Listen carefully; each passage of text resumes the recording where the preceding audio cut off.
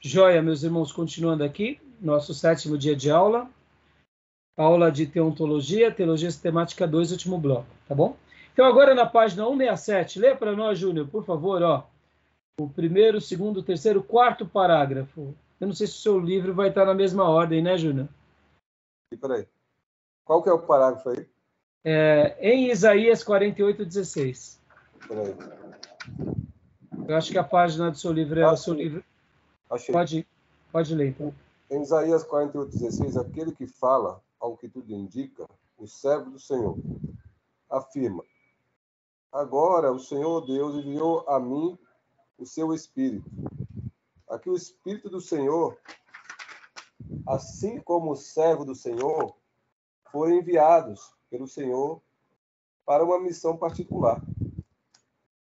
O paralelismo entre os dois objetos enviados, a mim e o seu Espírito, é compatível com a interpretação de que são pessoas diferentes. Parece significar mais do que meramente o Senhor enviou a mim e o seu poder.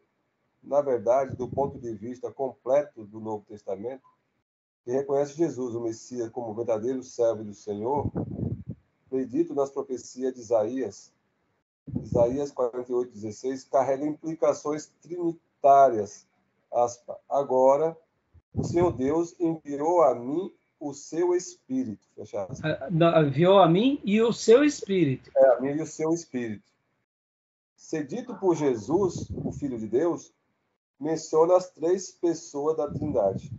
Ou seja, né, o texto sagrado, irmãos, é tão claro essas construções que não dá dúvida para mostrar sobre essa questão da pluralidade, né?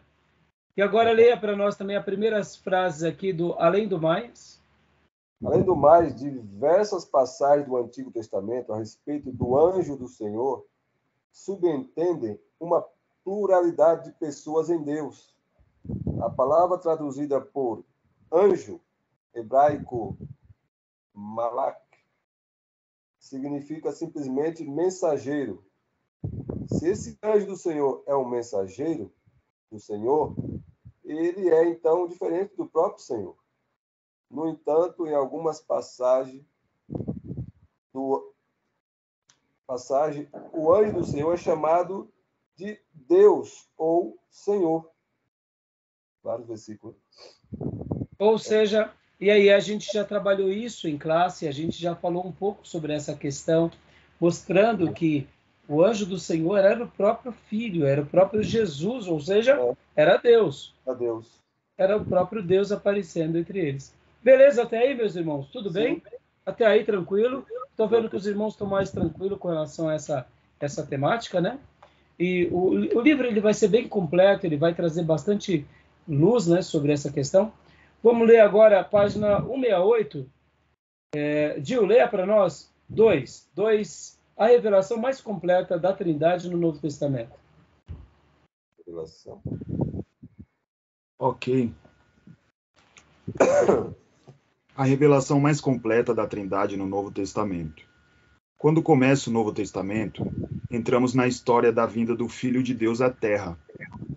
Era de esperar que esse grande acontecimento se fizesse acompanhar de ensinamentos mais explícitos sobre a natureza trinitária de Deus. E de fato, isso que encontramos. Antes de analisar a questão com pormenores, podemos simplesmente listar várias passagens em que três pessoas da Trindade são mencionadas juntas. Quando do batismo de Jesus, eis que lhe se abriram os céus, e viu o Espírito de Deus descendo como pomba, vindo sobre ele. E eis uma voz do céu que dizia: Este é o meu Filho amado, em quem me comprazo. Mateus 3:6 ao versículo 17. Aqui, ao mesmo tempo, temos os três membros da Trindade realizando três ações distintas. Deus Pai fala de lá do céu. Deus Filho é batizado, e depois ouve a voz de Deus Pai vinda do céu. E o Espírito Santo desce do céu para pousar sobre Jesus e dá-lhe poder para seu ministério. Dá uma pausa aqui. Meus irmãos, essa outra passagem aqui, é isso que eu tinha dito, irmã Cleusa. A gente tem que deixar o texto bíblico falar. Aqui é tão claro que há uma combinação da Trindade aqui. E olha que interessante, o Espírito Santo ele é apresentado aqui de uma forma como uma pomba. Então a gente poderia até inferiorizar. Vamos usar figura de linguagem. Se a figura de linguagem de pai e filho são mais relevantes, uma pomba seria desprezível. Ou seria uma figura de linguagem que não representaria muito bem o Espírito Santo. A questão aqui não é, de fato, a representatividade ou o grau de importância. Poderia ser como um leão vindo sobre Jesus. Poderia ser uma coisa mais triunfalista, mais glamurosa, mas não. Um carro de fogo, não poderia ser qualquer... Um pombo, irmãos, um pombo. Sabe? Mas Deus, claro, na sua onisciência, ele tem um motivo pelo qual ele faz o que faz. Mas o que eu quero dizer é que, como Deus se apresenta como pai, como filho, e agora ele vem sobre Jesus numa forma corpórea, como de um pombinho. Ora, não poderia ser como um vento, como um tornado sobre Jesus, e uma coisa mais... Poderia, mas é nisso que eu digo para os irmãos, que muitas vezes nós não vamos compreender totalmente a revelação. Mas uma coisa é fato aqui, mostrando sobre a divindade. O Pai falando, o Filho presente e o Espírito Santo agora também autenticando. O escritor poderia dizer assim, e somente eu vi o Espírito Santo descendo como Espírito. Mas não, Deus fez questão de mostrar para todos aqueles que estavam ali, junto com João Batista, que aquele pelo qual João Batista tinha dito, este é o Cordeiro de Deus, ele estava agora tendo um tríplice acontecimento.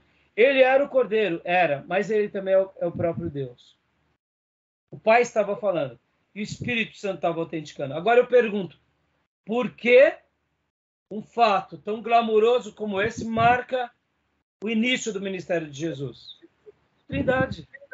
É a Trindade, como você disse, Gil, citando o pastor que você mencionou, Luciano Subirá. É fantástico. A Trindade autentica o quê? Todo o processo de redenção. Jesus, iniciando o ministério, porque ele já estava aqui. Vamos lá. No nascimento virginal, quem foi que viu a concepção? O poder do Espírito Santo sobre Maria? Ninguém. O anjo Gabriel vai e fala, você vai ficar grávida, o poder do Espírito Santo vai te envolver e Maria engravida, não é assim? Ela vê o anjo, mas ela não vê o Espírito Santo, certo? Quando ela visita Isabel já está ali bem, seus dias prestes a dar à luz. Quando ela saúda Isabel, quem é que é sacudido no ventre de Isabel? João Batista. Mas e o Espírito Santo? Não foi derramado em forma corpórea? Não. Mas por que não? Porque não havia necessidade. Me entendam. Ali era um momento único entre o próprio Deus e os seus vasos. Agora começou o ministério, é público. O que eu quero dizer é que Deus, ele faz como ele bem entende, mas tem vezes que alguns acontecimentos são marcantes e são notórios. Aqui, no batismo de Jesus, pode ver que é muito bem parecido com as últimas palavras de Jesus no Ide. O ministério de Jesus começa pelo Pai, pelo Filho e pelo Espírito Santo. E a conclusão do ministério de Jesus termina com o Pai, com o Filho e com o Espírito Santo. Ora, está claro ou não está? Mais do que claro, está escancarado. Só não vê quem não quer. Então, agora, olha só. Quando João Batista agita-se no ventre de Isabel, o anjo também que tinha falado para Zacarias tinha dito, olha, o seu filho será o cumprimento da profecia de Isaías. Ele vai ser cheio do Espírito Santo desde o ventre. Quem foi que batizou João Batista no ventre? O próprio Jesus. Jesus batiza João Batista no ventre quando entra na casa de Isabel. A saudação foi de Maria, mas o poder não foi de Maria, o poder foi daquele, porque quem é que detém o Espírito Santo? A gente vai aprender isso em pneumatologia. Quem detém o Espírito Santo é como está lá em Isaías 61. Quem detém o Espírito Santo é o Messias. Ele é o detentor. Sobre ele repousa o Espírito de Deus. Ele é o possuidor. Pode ver que é Jesus Cristo. Cristo é o quê, irmãos? Cristo não era sobrenome. Cristo é o ungido. Jesus Cristo, Cristo é no grego. Messias é o ungido no hebraico. Messias é o ungido no hebraico e Cristo é o ungido no grego. Jesus, o ungido pelo Espírito Santo. É Jesus quem detém o Espírito. Por isso que ele disse, permaneçam na cidade até que do alto vocês sejam revestidos de poder. Eu envio sobre vocês o meu Espírito. E ele sopra sobre os seus apóstolos o Espírito. E no dia de Pentecostes, ele derrama o Espírito Santo sobre quem? A igreja. Quem é que nos batiza com o Espírito Santo? É Jesus. É Jesus que nos batiza. Então percebam, irmãos, no nosso batismo não houve manifestação muitas vezes, mas na igreja de Atos 2 precisou de ter um sinal. No batismo de Jesus teve um sinal. Olha que não poderia ser como pombas pousando sobre os nossos irmãos da igreja de Pentecostes, mas foi como língua de fogo, o som como de vento, e Deus faz como ele quer. A gente só aceita. É o poder dele. Mas é a pessoa do Pai, do Filho e do Espírito Santo. Ou seja, tudo bem claro, tudo bem límpido, tudo bem contundente. Tá bom? Tudo bem até aí, meus irmãos? Alguma dúvida, irmã Cleusa? Por favor, tem mais alguma, Cleusa? Eu não sei como tirar a mãozinha da irmã aqui da tela. Ainda até agora está com a mãozinha na tela. Eu acho que é a irmã que tem que tirar, né? Ou sou eu? Aí. Até agora. Pastor, parece que para nós cristãos, assim, de maneira geral, não é tão difícil entender, né, que Deus ele é uma trindade, ele é divino e essas três pessoas distintas são da mesma substância. Assim, o que me parece, por exemplo, caramba, me fugiu o nome da religião lá do Oriente Médio, os muçulmanos. Eles nos acusam de ser idólatras por conta disso, né? Porque eles acreditam que nós adoramos mais de um Deus. Somos politeístas. Então, mas essa discussão, Diogo, ela é uma discussão por causa do catolicismo. Porque já que o catolicismo tem os ídolos, então perceba, já é confuso de entender que é um Deus com três pessoas. Ainda você tem as suas imagens e adora, mas na tradição, os verdadeiros muçulmanos, eles tinham os cristãos, aí onde a gente deixa... Porque quando eles olham o cristão, eles olham na figura do católico, não na figura do protestante. Entendeu? Porque na figura protestante, nós cremos num Deus que se manifesta por três pessoas, mas nós não somos idólatras. Agora, como também os muçulmanos sofreram por causa dos católicos, e os católicos a gente sabe que tem não só os ídolos, mas também adora Maria, e aí pronto. Na cabeça deles, eles veem como politeístas mesmos. Entendeu? Mas assim, nem sempre foi assim, viu, Gil? Nem sempre foi assim. Pense você, por exemplo, o Islã nasce por volta do ano 500 depois de Cristo. No ano 600 depois de Cristo, aí onde está o problema é que o cristianismo nessa época foi quando começou a se perder. Entendeu? Por isso que assim é bem difícil fazer uma avaliação como eles veem, né? Mas hoje pode ver que as coisas depois da Reforma Protestante, eu acho que na cabeça deles está um pouco mais claro. Eu acho. Tá bom? Agora, deixa eu fazer um outro comentário para a gente estar indo para partes finais aqui, irmãos. Porque, ó, aquela parte aqui do livro, ó, Vamos pular aqui na página 169. 3 declarações que resumem o ensino. Deus é 3 pessoas. Cada pessoa é plenamente Deus. Há um só Deus. Sobre esse ponto aqui, vocês ficaram com alguma dúvida? Vocês ficaram com alguma ponta assim que vocês falam assim, puxa, aqui eu não entendi muito sobre essa questão? Eu grifei essas 3 palavras porque ele quis resumir, né? Tudo É o resumo, né? isso.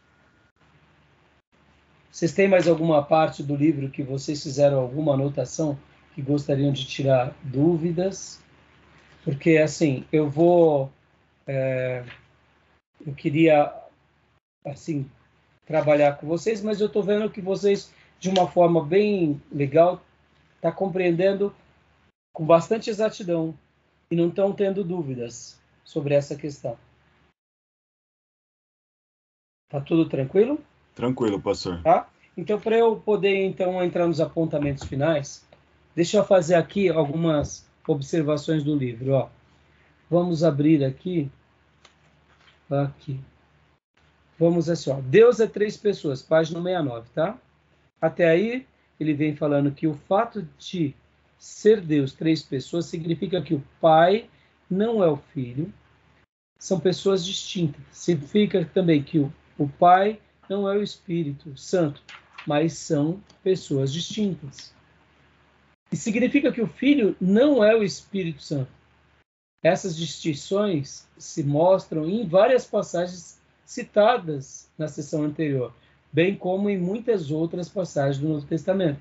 E aqui ele começa falando de João 1:1, mostrando que o Filho é Deus. Tá.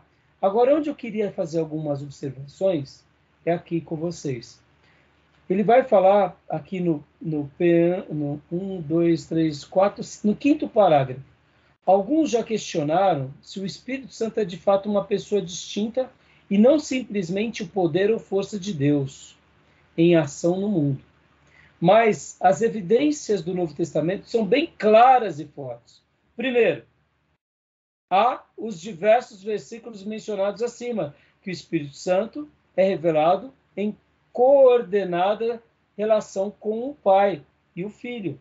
E aí os textos bíblicos. Como o Pai e o Filho são ambas pessoas, e expressão coordenada indica fortemente que o Espírito Santo também é uma pessoa.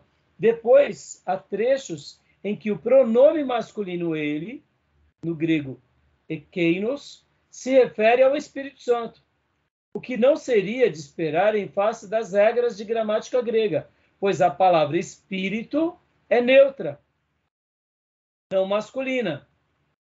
E a ela normalmente se alude com o pronome neutro ekeiko. Ou seja, até a maneira que o grego vai ser trabalhado é mostrando que o Espírito Santo também é uma pessoa. Aqui o último parágrafo. Outras atividades pessoais são atribuídas ao Espírito Santo, como ensinar, dar testemunho, interceder, orar, sondar as profundezas, conhecer os pensamentos, decidir, conceder certos dons para alguns e outros para outros, proibir ou não permitir determinadas atividades.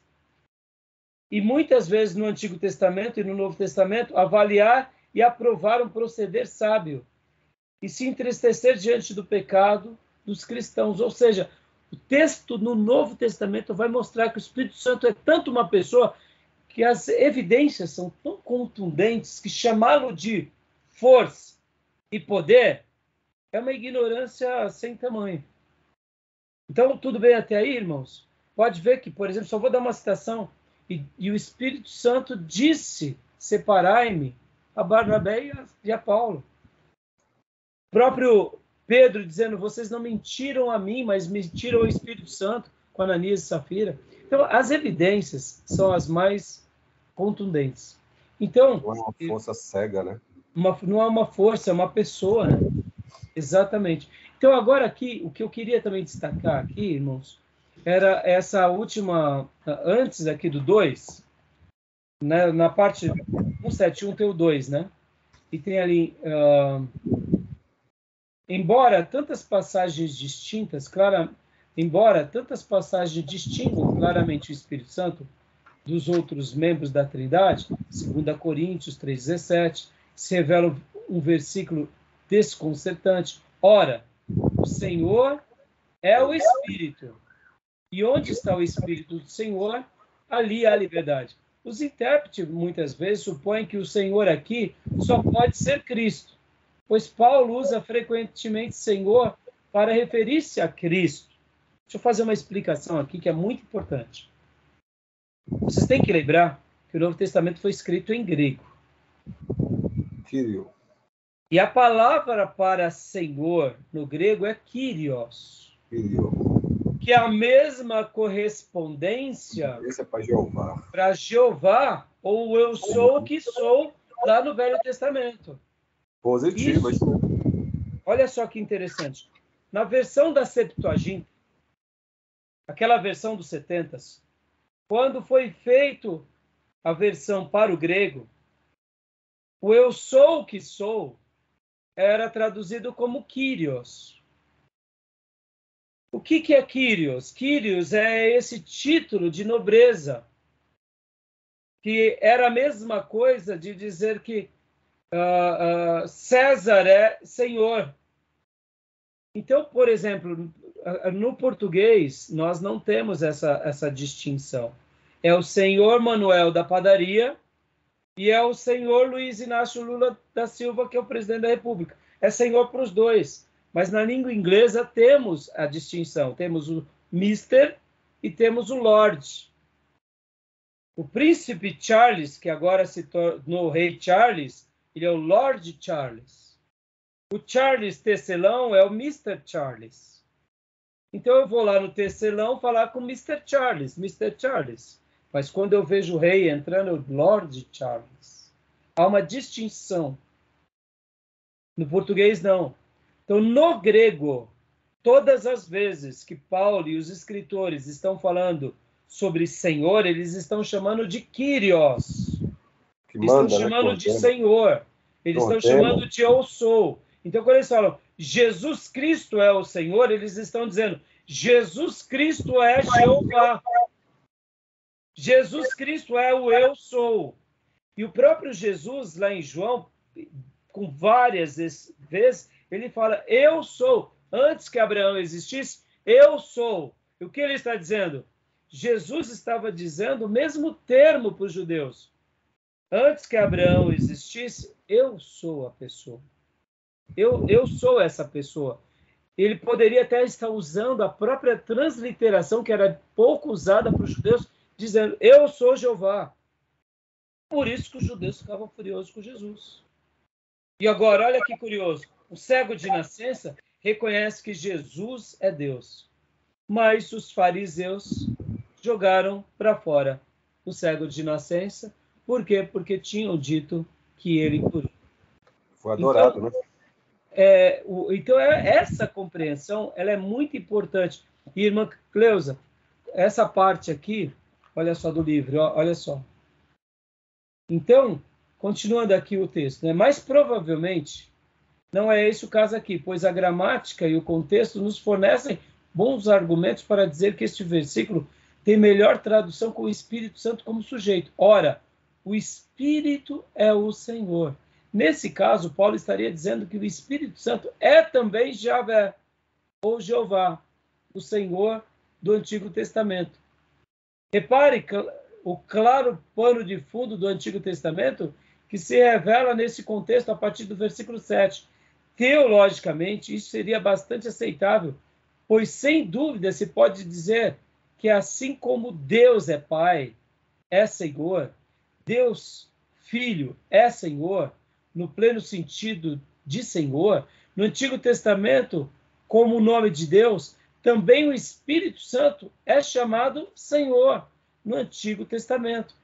E é o Espírito Santo que nos manifesta especialmente a presença do Senhor na era da Nova Aliança. Não é nenhum exagero dizendo que o Espírito Santo é o eu sou. Porque é Deus. Pastor, por que não tem tantas evidências disso, a não ser aqui, por exemplo, em 2 Coríntios 3,17? É porque o Espírito Santo, como ministério dele, ele veio trazer quem? Ele veio nos levar a Cristo e a obra de Cristo. No momento em que nós reconhecemos a obra de Cristo, ele já está fazendo o ofício dele. Mas não é nenhum exagero de dizer que ele é Deus e de dizer que ele é o eu sou. O Espírito Santo é Jeová. O Pai é Jeová, Jesus é Jeová e o Espírito Santo é Jeová. Agora, olha que interessante. O Novo Testamento vai dar indicações ininterruptas de que Jesus é Jeová. E que o próprio Jesus chama Pai de Pai. Por que não chama o Pai de Jeová? Interessante, não? Então, na realidade, se os testemunhas de Jeová fizessem uma lição de casa, eles seriam testemunhas de Jesus e não de Jeová. Nós somos testemunhas de Jesus. E automaticamente, por sermos testemunhas de Jesus, ele é Jeová. Tão simples assim, o Espírito Santo é Jeová. Tá bom, meus irmãos? Então, aqui o autor ele foi muito feliz de trazer essas afirmações e eu gostaria até de estar encerrando aqui. Eu anotei bastante coisa, mas o tempo não nos permite, né, trabalhar com todas as nossas discussões. Vamos pular só um pouquinho mais para frente, ó. Página 173. Primeiro, segundo, terceiro, quarto parágrafo. Além disso, o Espírito Santo é também plenamente Deus. Acharam? Leia para nós, pastor Dione, só mais esse parágrafo para a gente encerrar. Pois não. Uma vez que entendemos que Deus Pai e Deus Filho são plenamente Deus, então as expressões trinitárias em versículos como Mateus 28:19, que diz, né, batizando-os em nome do Pai e do Filho e do Espírito Santo, se revestem de relevância para a doutrina do Espírito Santo, pois mostram que o Espírito Santo está classificado no mesmo nível do Pai e do Filho. Isso verifica quando percebemos quão impensável seria que Jesus dissesse algo como, abre aspas, batizando-os em nome do Pai, do Filho e do Arcanjo Miguel, fecha aspas, dando a um ser criado uma posição totalmente descabida, mesmo para um arcanjo. Os crentes de todas as épocas sempre foram batizados em nome, assumindo, portanto, o caráter do próprio Deus, no caso. Note também as outras passagens trinitárias mencionadas acima. Faz menção, pastor, das passagens? Não precisa. Tá bom, meus irmãos? Então, aqui, irmãos, eu acredito que vocês progrediram bem. E para a gente concluir na página 174, só há um Deus. E aqui a gente não tem dúvida desses quesitos. Então, a gente vai dar uma pausa aqui. E aí a gente continua a partir, né, desses pontos da página 174, tá bom? A gente continua aqui na página 174. Joia. A partir da semana que vem. Beleza? Mas, assim, qualquer dúvida de vocês, eu faço questão que vocês anotem, tá, irmã Cleusa, Maísa, Gil? Eu acho assim, irmãos, que não tem... Irmãos, eu prefiro que vocês tirem todas as dúvidas aqui conosco. Pensem em vocês, para eu concluir, a minha tristeza de saber que um discípulo meu se enveredou para o unicismo. Foi horrível. Eu não acreditei. Nosso seminário, nesses dias que ele fez o médio em teologia, eu não dava aula no seminário lá na Barra Funda. Eu comecei a dar aula lá em 2011. Então, imagine, isso é descabido. Se qualquer pessoa usasse ir para um caminho assim, ele é esclarecido. O ambiente de um seminário ortodoxo, ele é onde não é que as pessoas não possam ter as suas dúvidas, mas elas são sanadas, são resolvidas. E como foi difícil ter dito aquelas palavras a esse ex-discípulo. Mas eu tive que tomar uma decisão, porque maior é obedecer a Deus do que querer agradar as pessoas. E numa hora como essa, é uma igreja que está em jogo, são vidas que estão em jogo. Então, eu prefiro que vocês tirem todas as dúvidas aqui nas aulas depois, porque esse assunto tem a ver com a pessoa de Deus. Isso é muito relevante. Não é uma coisa para a gente tratar com, é assim porque é assim. É assim porque é assim, pela fé, mas vamos entender não o que é a Trindade, mas como a revelação nos trata desse assunto, como ela nos apresenta. Diante do que ela nos apresenta, creiamos ou não. Eu quero esperar que todos vocês creiam, mas a gente precisa ter essa compreensão. Então, não fiquem constrangidos, não tenham dúvidas, não abordem aqui na aula, no pessoal. Eu sei que a gente está gravando. Se uma hora a gente precisa tirar dúvidas sem gravação, a gente tira, para não constranger ninguém. Porque, irmãos, são assuntos que são muito importantes. Por exemplo, eu vejo que vocês não tinham e não têm assuntos com relação à palavra de Deus. Mas, de repente, poderia ser um aluno que tivesse. Eu não sei se você viu a biografia do Billy Graham, mas no início do ministério do Billy Graham, ele ficou com dúvidas sobre a palavra de Deus. E ele, durante meses, teve que tomar uma decisão. Se ele ia defender que a palavra de Deus era a palavra de Deus de Gênesis Apocalipse, ou se ela continha.